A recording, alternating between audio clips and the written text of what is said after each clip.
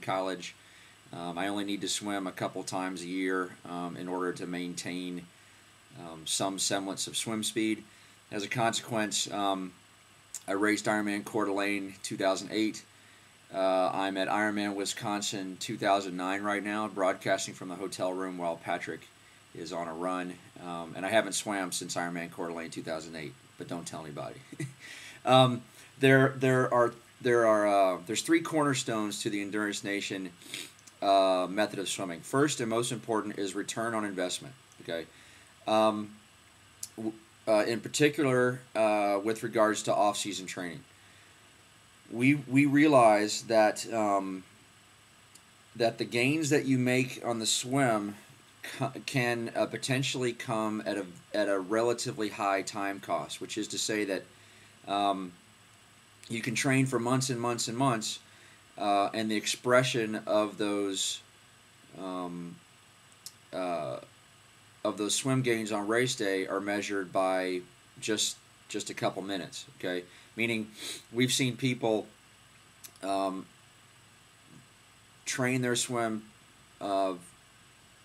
pretty consistently from, say, Thanksgiving through April, and they've only gotten 5 to 8 minutes faster on an Ironman swim. In particular, those people who've swam, whose Ironman swim times are about a 1:15, 1:20.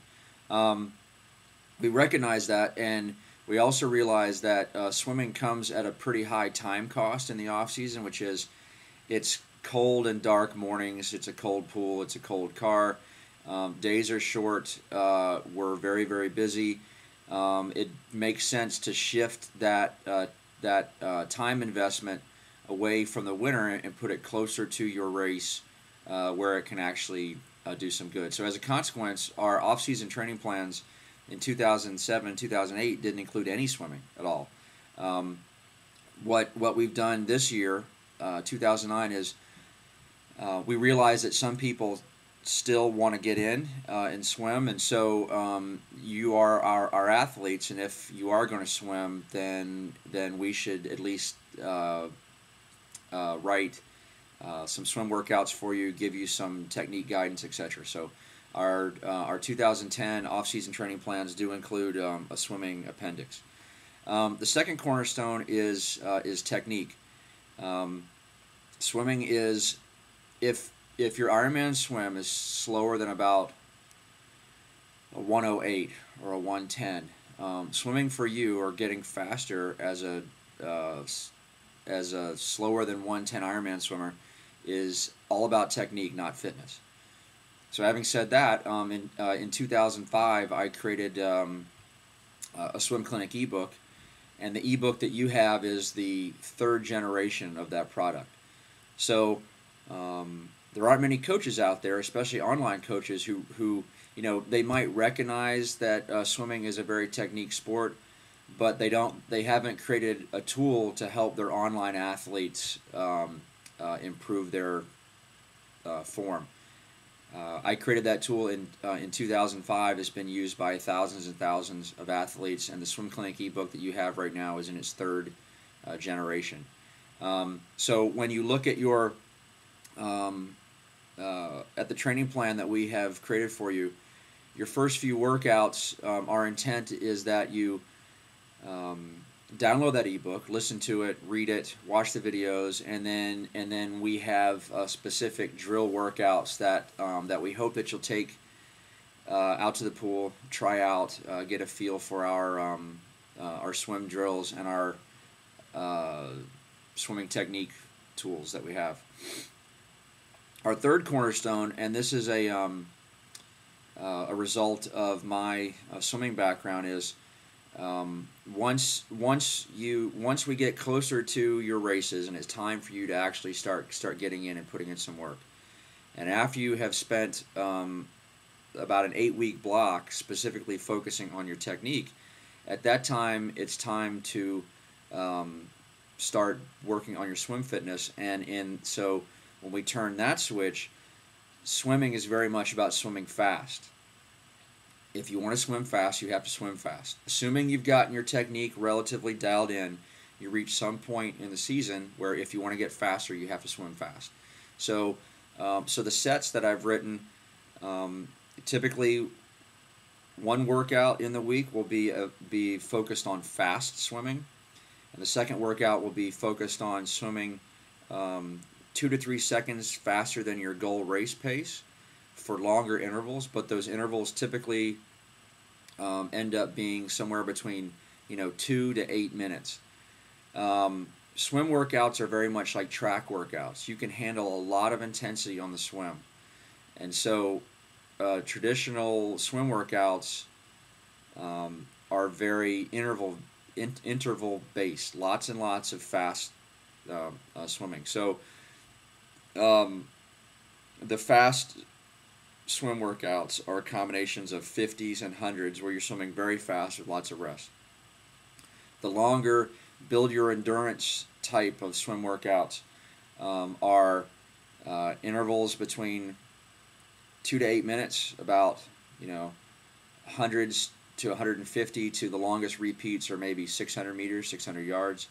The intent is to have you swimming slightly faster than race pace. The only swims that we have you settling into a race effort, go for a long time effort, are your Ironman race rehearsals, which occur at 4 to 5 weeks out from your race and a couple weeks out from your race. That's how I grew up as a swimmer. Swimmers don't get in and swim 60 minutes straight. I was a miler. I swam the 500, the 1,000, the 1650, and I can count on two hands across a lifetime of swimming. On two hands, the number of times that I swam sets longer than 1,000 yards. Everything I did was 200s, 500s, 600s, maybe 800s, but they were very, very fast swims. So the three cornerstones are return on investment. We encourage you to adopt in the off season our philosophy around swimming, and that your time in swimming is better spent closer to your race. Consider not swimming in the off season or swimming very, very little, and bank that time by sleeping in, taking 2 days off. You taking 2 days off per week and getting to sleep in those days will allow you to absorb the hard swim and the bike work that you're doing in our programs, and allow you to become a much faster swimmer and runner, or cyclist and runner, which is where the major time gains are to be had on race day. No one's setting 30 to 60 minute PRs in an Ironman because they're swimming 30, 60 minutes faster. They do the right work at the right time to make their swim 10 to 15 minutes faster, but they've made themselves dramatically faster cyclists, dramatically faster runners, and most importantly, we'll talk about this much, much later, but they've learned through us how to execute race day, and the combination of proper execution, strong cycling, and strong running equates to huge, massive PRs with our folks, in particular those athletes who've been consistently, like 14:30 to 13:30 athletes. Those athletes are setting huge PRs with us because we've created the conditions for them on race day where they just don't walk on the run, and not walking equates to massive PRs. So return on investment. The second is technique. Use our Swim Clinic ebook as a resource. Highly recommend that you find a quality local swim coach who can work on your technique with you a couple times a month. This year we also have plans to take advantage of the team by, for example, we have on the calendar we have a January swim challenge, and I think what I'll do is on January we'll ask people to submit videos of their swim, and the whole team will get to look at people's strokes, evaluate strokes. We've got some good swimmers in the house, and we can fire up a culture of posting swim videos, much like we post bike fit photos, and we can critique people swim. And the third cornerstone, again, is if you want to swim fast, you have to swim fast. Avoid the long, slow, plodding kinds of swims. You only need to swim repeats of at most 600 yards. We would rather have you swimming 2 to 4 seconds per 100 faster than your race pace for shorter intervals, and have the sum of those intervals create the volume of the workout.